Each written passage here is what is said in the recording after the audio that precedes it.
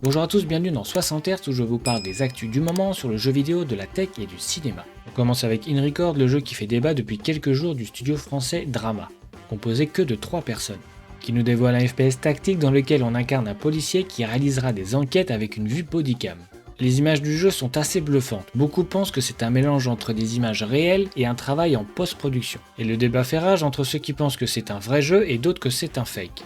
Et bien à la suite de ça, les développeurs ont souhaité répondre aux questions dans un blog sur Steam. On y apprend que le jeu est développé sous Unreal Engine 5 et qu'il n'utilise aucune vidéo de prise de vue réelle, ni de rendu externe.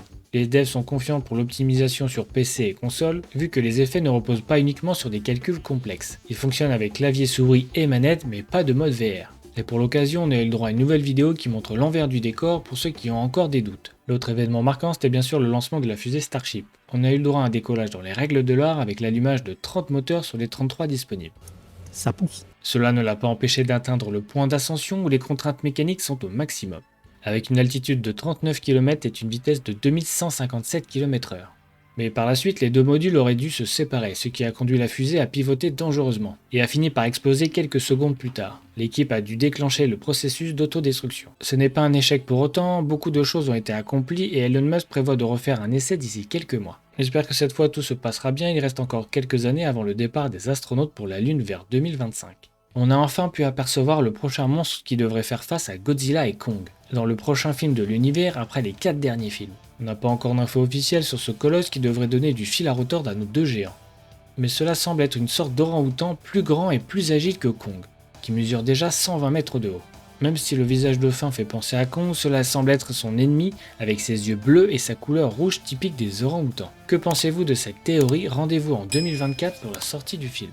Les chercheurs de l'Institut italien de technologie ont créé une batterie comestible, une découverte qui pourrait révolutionner la médecine et les jouets pour enfants. Tous les éléments qui composent cette batterie sont sans danger pour la santé, comme des algues nourries qu'on utilise pour faire des maquis, ou des éléments organiques dérivés de l'amande, ou des câpres et du charbon actif. Les utilisations potentielles futures vont des circuits comestibles à des capteurs qui peuvent surveiller les conditions de santé, ou l'alimentation avec des capteurs qui peuvent surveiller les conditions de stockage.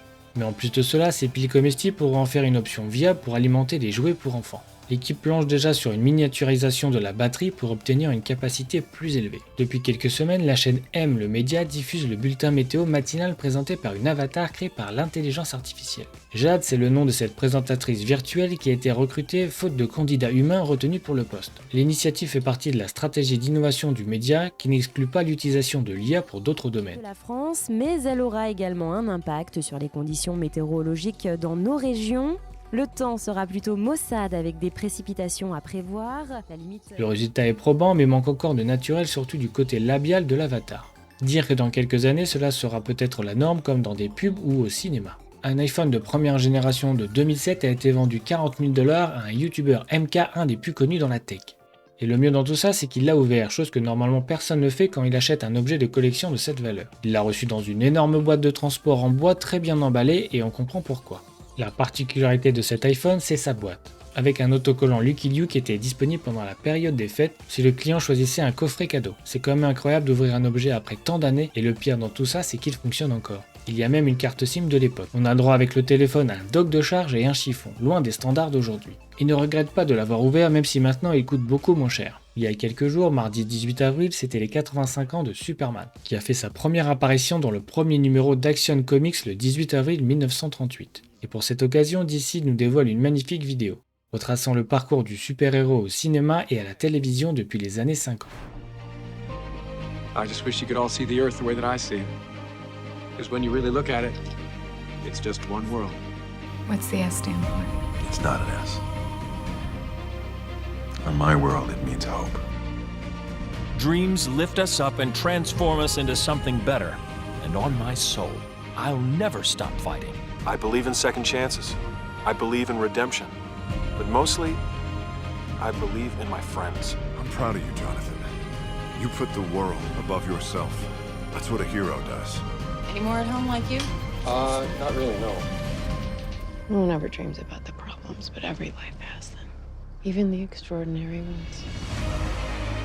You will give the people of Earth an ideal to strive towards. They'll race behind you. They will stumble. They will fall. And in time, they will join you in the sun. He may have come from another world, but he will always belong to ours.